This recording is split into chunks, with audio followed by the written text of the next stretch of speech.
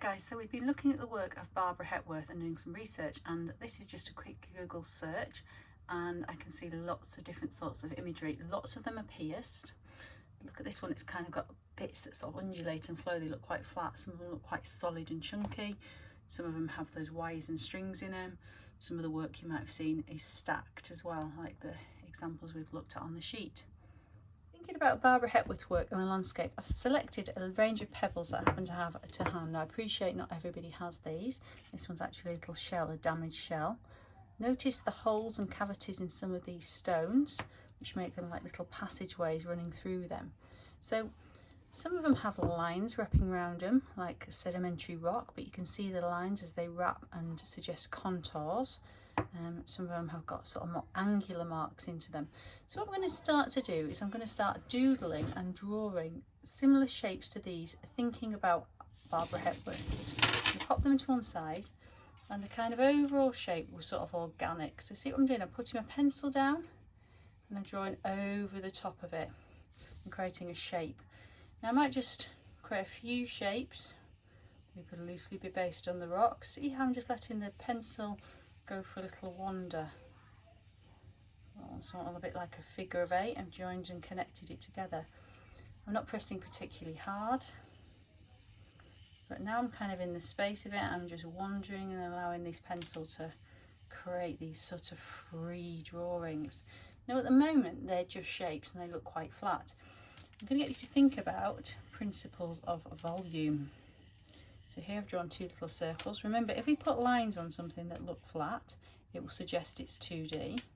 If we put lines that wrap, it will suggest it's 3D. So contours, like lines of longitude and latitude on the earth. So if I take a shape like this, and first of all I create contours around it, just sort of parallel lines, but they're coming close at the end. I could also try and create lines of longitude. Now this is us thinking about volume and taking something flat and giving it some sort of depth and space.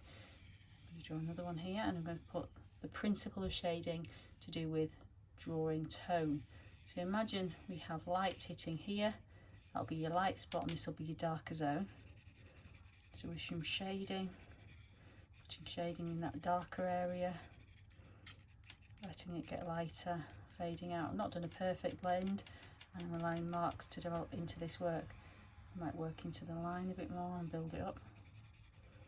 So what we're starting to do is starting to see some sort of drawing that conveys volume. Now I might decide I want some passageways and holes into this work. Now this becomes a bit trickier, so my contour might come across and look like it's going into the hole.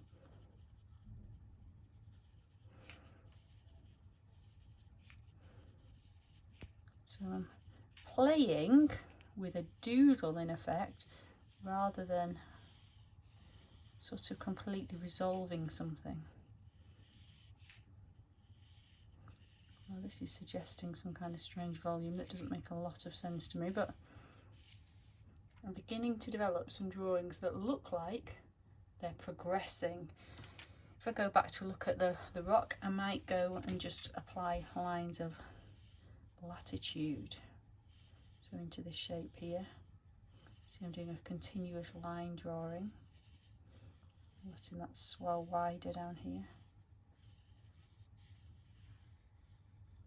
So what you'll end up with, hopefully, is a series of doodly shapes that could be a little bit like Barbara Hepworth. They could be inspired by the landscape. You might look at pictures of rock pools. You could go on a Google search looking for things to inspire you, and you can just see what happens. You can add tone into them. You could, in theory, add colour into them. Now moving forward, you might think of about Hepworth's other work where there was sort of more stacked like features to it. So here I'm drawing a sort of stack shape, again using continuous line. I might have some sections with holes into them. And you might think, well, it just still looks like a flat thing, so you might consider adding some depth. So notice what I'm doing. I'm drawing a line at a consistent angle going back, and I'm following this front contour line here, and I'm creating some sort of like flat panels, but they look like they're stacked. So you can play with that as well. If you have some felt tips, you might want to whack some colour down like the dark side. I'll do this in a very loose way, kind of quite a scribbly way. I'm gone for a green because I'm kind of thinking natural environment, even though her work is sort of wooden and plaster. Got different green there.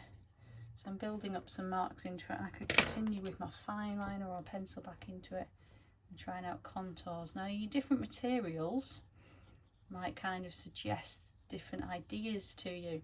Remember, some of her work had strings on them, and you might start doing something where some of these bits you decide to connect bits and put lines into it that come across, or a section where there's a hole into it and you put very hard contrasting strings. Maybe use a ruler.